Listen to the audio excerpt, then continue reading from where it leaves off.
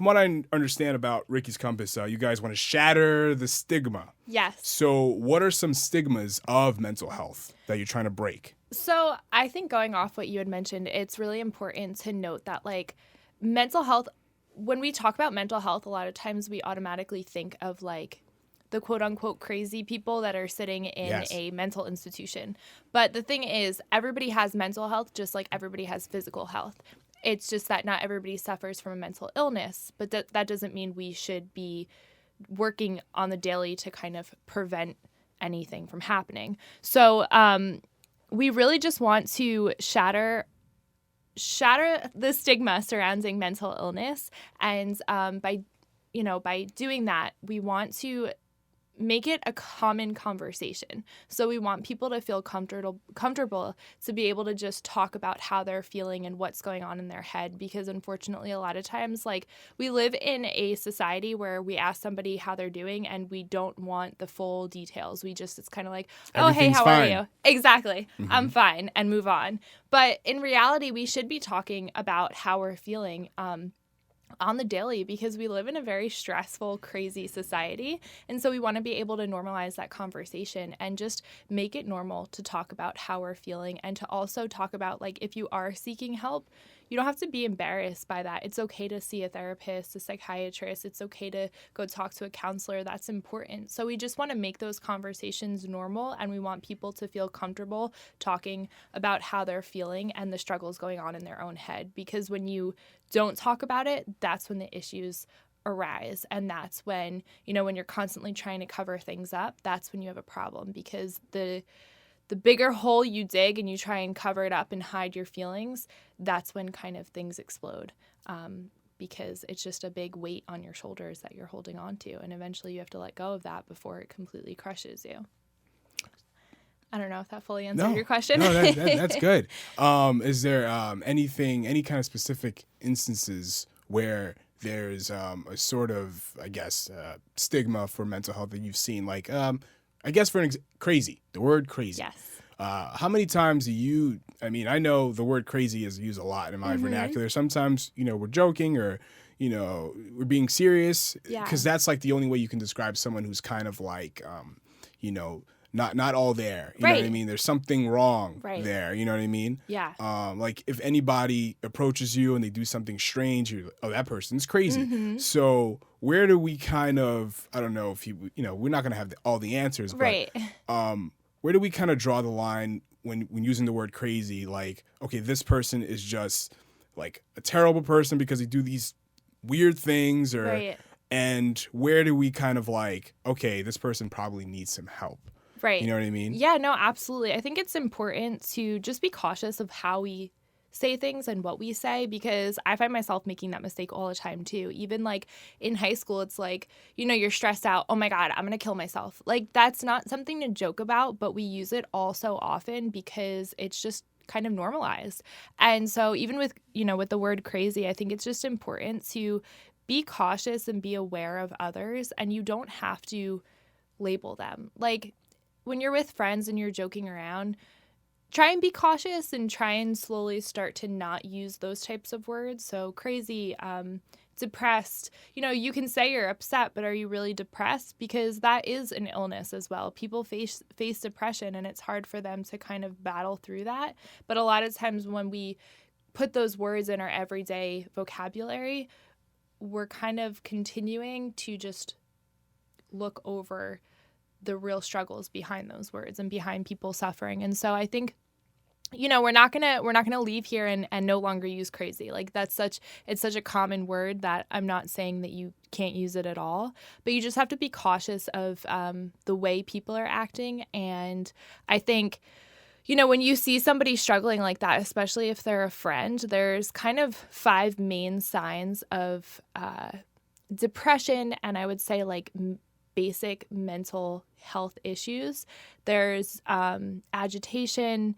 They kind of avoid self-care. I'm trying to remember all 5. But just hopelessness, and 2 others that I'm kind of forgetting right now. But you have to be aware of those signs. And I would say try and avoid calling people crazy in general. But when you see those specific symptoms that people are showing, that's when you kind of have to sit down and have a conversation with them and be like, listen, I'm noticing X, Y, and Z. Let's talk about it. Let's see if we can get some help for you. Let's see what we can do in order to, get you better. But I think in general, we just kind of have to try and avoid those certain words like crazy, like depressed, like, oh, I have such bad anxiety. Do you really, or are you nervous? Because nervous is normal. If you're nervous before a test, if you're nervous before a job interview, like that's all normal. I was nervous coming here, but I wasn't going through anxiety, depression. Those are all prolonged periods of feeling nervous and an overwhelming feeling of nervousness. Like that's when there's an issue. So when you start noticing people that are kind of going through those phases for a prolonged period of time, I think you need to avoid those buzzwords like crazy and depressed and stuff like that, and just sit down and have a conversation and point out why you feel that they may be exhibiting certain behaviors and say, like, let's talk about this. What's going on? So what classifies a mental illness? So, wow, going right in. So a mental illness, it's a broad category. So it's more of a prolonged period of time for certain illnesses. I don't know, like I can't explain the exact definition. My friend Giselle, she went to school for it, and she's the vice president of Ricky's Compass, so she would have been great. But a mental illness is just, wow, I feel like a mental illness is basically when you are experiencing a mental health crisis almost, but for a prolonged period of time. And there's so many different types of mental illnesses, so it's kind of hard to give like an overall definition for it. But yeah, it's when it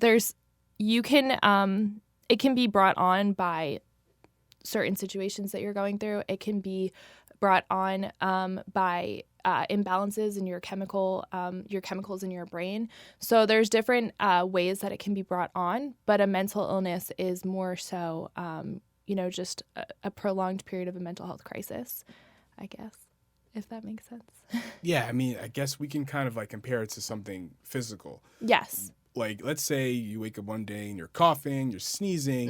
Mm-hmm. Some might say, oh, you have a cold. Right? But you don't have like, it's not systematic of like, a disease. Exactly. You know what I mean? It's not, you don't have cancer from sneezing. Exactly. You know what I mean? Mm-hmm. I guess, on the mental side, when you're feeling a little, down or whatever, and, you're not feeling too great, mentally, you're not feeling very motivated to do anything. You just kind of feel like, I don't want to do anything today. And you know what I mean? Like, I feel like that is, I don't know if that it can classify as a mental illness. Right. Because it's not, you're not, it's, again, the length of your feelings. Exactly. Right? So I guess when some people might say like they're mentally ill, they might just have the blues, or maybe it's systematic of something else we don't know. Right.